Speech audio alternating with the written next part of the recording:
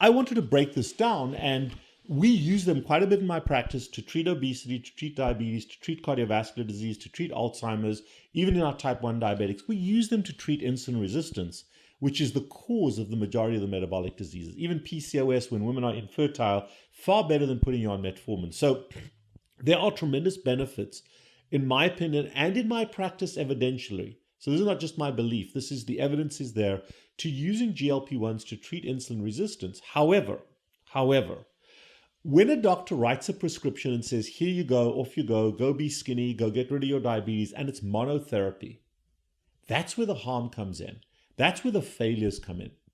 So if you look at the step 4 trial data, this was a study where they put people on OZEMPIC for a period of a year, and then they took half those people and they put them on a placebo for another 48 weeks for the second part of the year, and others stayed on the GLP-1. They showed at the end of the GLP-1 period a weight loss of 10.9%. So if you're a 200-pound adult, you would have lost 20 pounds. They then showed over the ensuing 48 weeks, less than a year, a 7.9% increase, regain of that weight. So over the course of 48 years, so about 48 months, so about 10 or 11 months, you'd regained 14 or 15 of the 20 pounds you lost. And by a year or a little bit longer than a year, not only have you regained that weight, but you've regained more than you should have, more than you started with. So there's a rebound weight regain. And the reason for that is because it was used as a monotherapy, as a single therapy. Off you go, calories in, calories out, exercise a little bit. And it doesn't work because you haven't changed why you gained the weight in the first place. Same thing with the diabetes. It does treat insulin resistance, but the result fades unless you work with it. It's an integrated approach. So the GLP-1s have fallen on hard times. Plus, if you use them as monotherapy and you don't change your behavior, you feel miserable when you eat carbohydrates. You have acid reflux, your bowels don't work, you've got gastroparesis, you're throwing up, you're miserable. And also, if you use it for a long time, your muscles waste away. Why? Because you're eating a plant-based diet, you're not eating adequate protein, you're not able to metabolize that. So a lot of negatives have happened despite the fact that this is the single most effective non-dietary manipulation of insulin resistance. It is an incredibly powerful drug. And I will tell you, it's as powerful as bariatric surgery, as obesity surgery. And I'm a bariatric surgeon. So these drugs are incredibly powerful. We use them a lot in our practice, but always multimodally. So what I'm going to talk about now is what the best strategy is if you are going to use a GLP-1.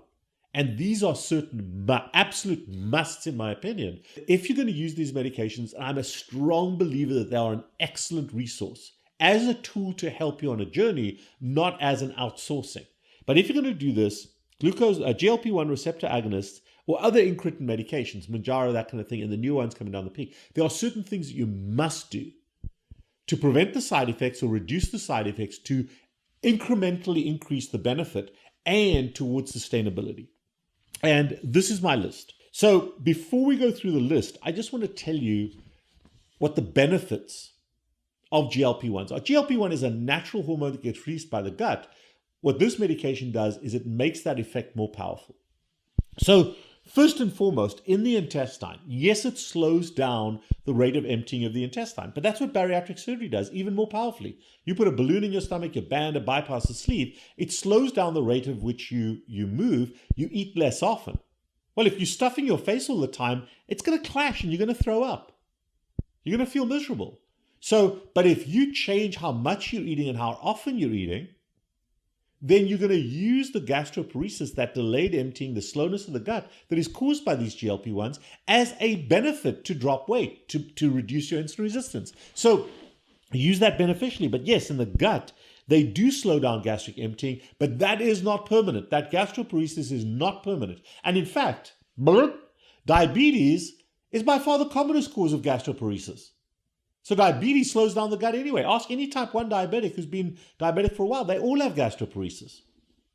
So don't blame the medication for it.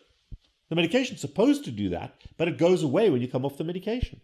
So the gut emptying, you're not going to poop as much, but that's okay. Don't eat as much. Change your behavior. We'll get to that. The most important effect for me is the effect GLP-1 has on the pancreas and the liver. In the pancreas, it increases insulin secretion. So you get a bump in insulin. And remember, type 2 diabetes is where you're hyperinsulinemic, but you're producing less insulin than you are insulin resistant. So it increases insulin secretion. It also decreases glucagon secretion. So glucagon paradoxically does not add sugar to your bloodstream, and insulin clears it better, so you reduce your blood sugar. In the liver, because it reduces glucose production, reduces glucagon, it reduces glucose production, reduces the production of glucose from amino acids, from protein, and reduces the release of stored glycogen from the liver. In the muscles, it promotes sugar uptake, which is an insulin effect. So it promotes glucose uptake and storage in the muscles. So you're distributing sugar to your muscles rather than having it lie around in your bloodstream or your fat cells. It does also increase the amount of fat that gets deposited in the fat cells, but because you're eating less, you're actually using fat rather than the other way around. It is cardioprotective in the heart. It improves cardiac function, decreases blood pressure. In the brain, it is protective. Insulin is active in the brain, and it is neuroprotective in the brain and decreases appetite centrally in the brain as well as the stomach. So the GLP-1s it also benefits from an immunologic system. So GLP-1s have an effect on pretty much every important organ in the human body, beneficial effect. So how do we reduce the nasty side effects? Number one, if you are going to use a GLP-1 agonist, make sure that you are enrolled in a metabolic physician-supervised program with regular visits. In my practice, those visits are with me personally, as well as Cheryl, our certified diabetic educated dietitian. And those visits help you to change your behavior, help you to change your diet to fit better with a GLP-1 agonist so that you are embracing the medication and bringing your side to the table. We give you that guidance and we give you the support. Very, very important. Okay? Remember that AA does not get people to quit drinking.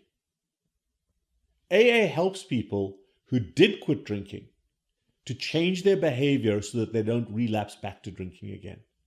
That's what we do in the office. Secondly, a medication must. You must be on a low carbohydrate, high fat diet.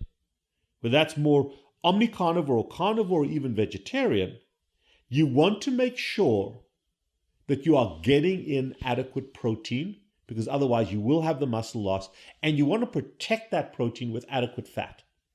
So protein and fat is your macros, and then also making sure you're getting adequate micronutrients into your diet, because you're eating less, you're losing weight rapidly, you still need to get bang for your buck. So if you're eating salads all day long, it is not, if you're only eating a small salad because you can't eat more, that's problematic nutritionally. Not because I'm against vegans or vegetarians, but because there's not adequate nutrition in there. If you're eating an egg, if you're eating some fish or seafood, if you're eating a steak, there's much better nutrition in that food. To the extent that you can, and I recognize some people are limited by their physical limitations, but to the extent that you can, you must be in an intentionally physically active program where the frequency with which you are intentionally physically active matters far more than the intensity. I don't care whether you go to the gym or not, but I want you to go for a walk. I want you to be opportunistically and intentionally physically active, because that protects your muscles, protects the other things, and also changes your mindset. You absolutely must, if the effect is going to be sustainable, be in a cognitive behavioral therapy, AA for fat people. And in our program, you want to have at least one visit with Erin, our psychiatric nurse practitioner, not to talk about you being crazy. We know you're already crazy, okay? We know that for a fact. No, this is to help you to understand the behavioral changes, the addiction or the substance abuse aspects. Because by the time you're obese or have type 2 diabetes and you're using the GLP-1 for that, your relationship with sugar and starch is out of control, no matter what you think. And that behavioral change, supported by Erin from the psychological perspective, is as important as the diet. Changing why you're eating is as important as changing what you're eating. My job is to monitor blood work. And a must for me, if you're going to use a GLP-1 agonist, is to monitor your blood work, to see what your baselines are, and then to monitor that blood work and to make changes as we go. And we also help you. The final step at home is to monitor your blood glucose, to monitor your ketones, either with a Keto Mojo or a Dexcom CGM, to monitor your blood pressure, to monitor your heart rate, and to monitor your cardiac rhythm. If you are not doing that, then you might as well rub your GLP-1 on the wall rather than swallowing it. You won't have all the side effects because the long-term benefit is just not going to be there. And all of my patients are experts at failing weight loss programs.